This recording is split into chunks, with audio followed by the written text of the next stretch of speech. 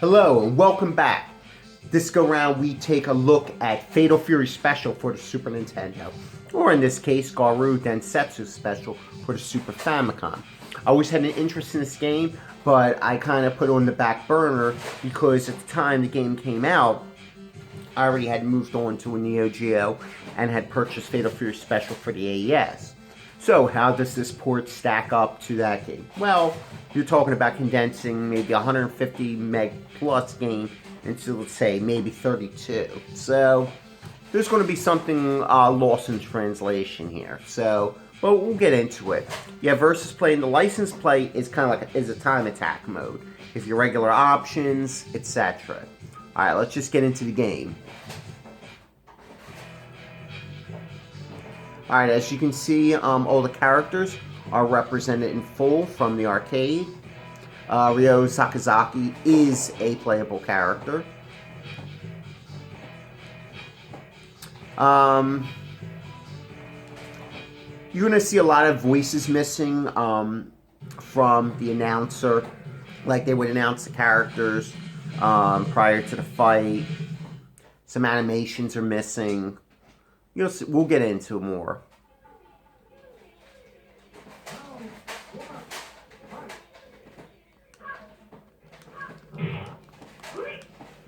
Alright. He's a pain in the ass.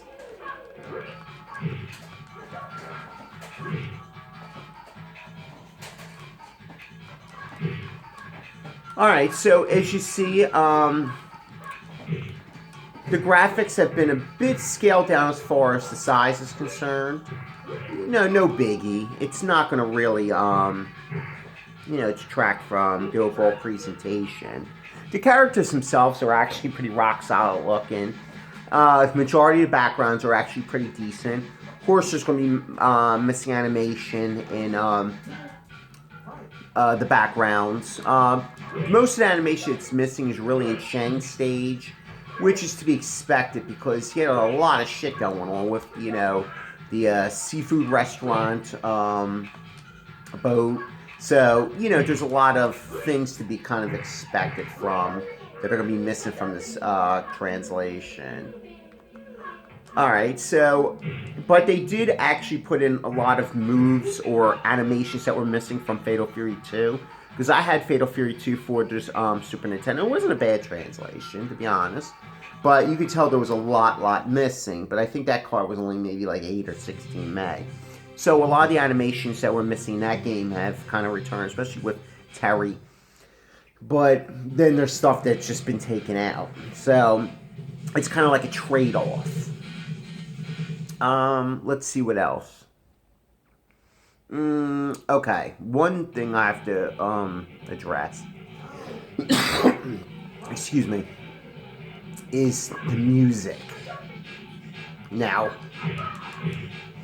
I'm not a big fan of that whole Dolby Digital surround or whatever the hell they want to call it. I think it just doesn't belong in the game. I think it's actually just sounds garbage. I know they're trying to give it like a new flavor, but the sound effects sound like something was recorded in like a tin can in a wind tunnel. They just don't sound good. They should have tried to stick as close as they could to the original. I know it's kind of hard to reproduce the sound quality of the Neo Geo. I mean, I'm being realistic, but shit, they should have just given it a try, not try to go with this different type of sound. It just makes the game sound off. And it's a shame because you're like butchering the music. He was about to do his death move on me. That's why you see him keep on kind of like moving like that. The voices in here are kind of a little muffled, which I've noticed. Especially on the characters, the announcer's definitely present. How muffled the sound effects are. Like, they're just not as clear. They sound real muffled, and they're not as loud as Neo Geo. which kind of sucks because that's one thing I always appreciated about was the voice sampling, because the announcer always sounded like excited.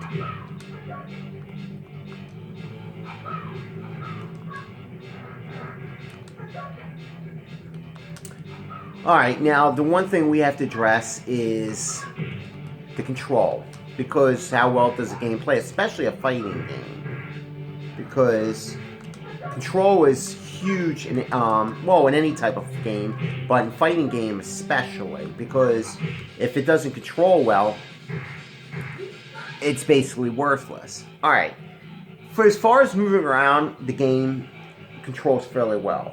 The charge moves are what I have a problem with, and I thought it was maybe just me because I have kind of like a replica Super Nintendo controller I'm using.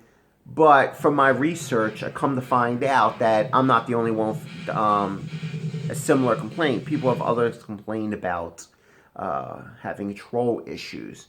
And mine I seem to have is with the charge moves, which is a pain in the ass, especially with characters like Terry, because his rising tackle, that's an essential move. Like certain moves you can kind of get away with not being able to do, like kind of like Mai's swan dive. That's a charge move, so you can kind of rely on other things. But Terry's rising tackle to knock out airborne opponents or get out of a tight situation, to me, that's just crazy.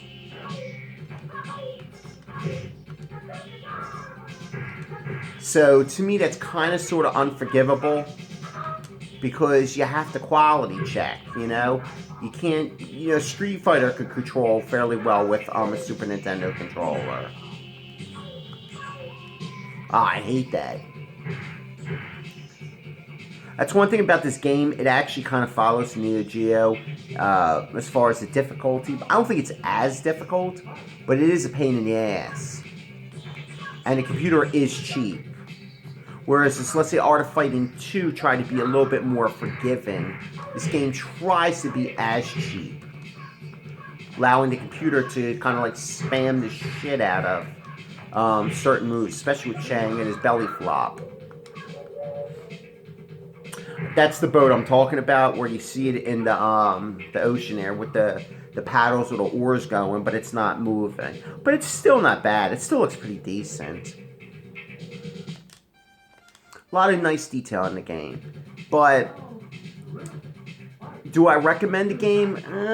Yes and no. I mean, if you're hardcore and you enjoy just having like Neo Geo ports, especially for the 16-bit systems, you know, go for it.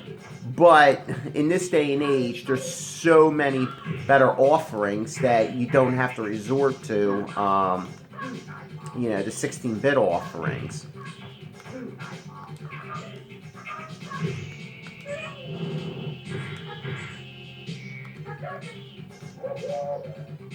You could actually go for, you know, let's see, what is it, the PS2 Battle Archives, you know, Fatal Fury Battle Archives, or Virtual Console, or wherever the hell you can get it from. But there's so many different places that you can get it. So the only people I'd recommend this game to are more of like the hardcore collectors, especially for the 16-bit systems. So, and you can find, well, the Super Famicom, you can find it kind of cheap. The Super Nintendo one is, you can probably find it like probably under $20. But unless you're going box complete, then it can get kind of pricey, because this is one of the games that I didn't see too often in a lot of stores, even when Super Nintendo was kind of sort of relevant.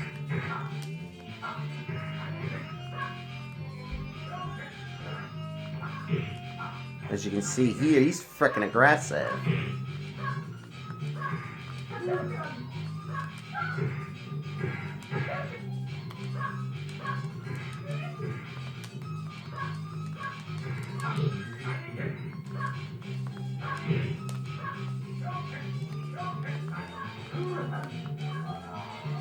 Alright, well, like I said, I've given my opinion. Get it if you really want to have for your collection. If not, to me, pass it on. Because, pass it by. Because the thing is that there's really nothing here that's so awesome or that you must have it.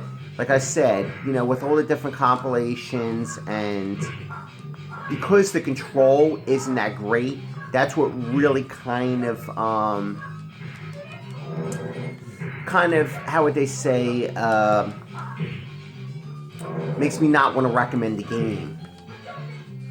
Because I can't recommend something hard if it can't play well. Especially for a fighting game. I'm going to leave you with a bit more gameplay, so if the game does interest you, you can get an idea. Like I said, it's got some pretty rock-solid graphics. The sound is something left to be desired. But, like I said, you just have to consider the control issues.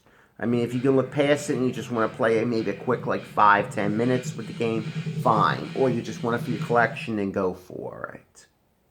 It's a shame. Takara could have put a lot more into control. I mean, it would have been probably an easy recommendation.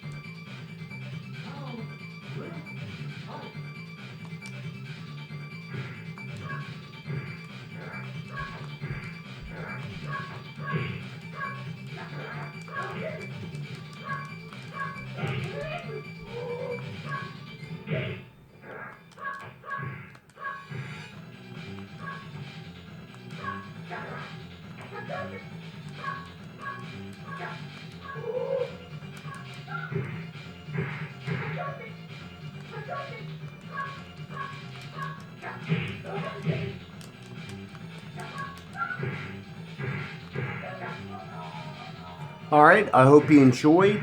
a little bit of gameplay. Alright, take care, have a good one.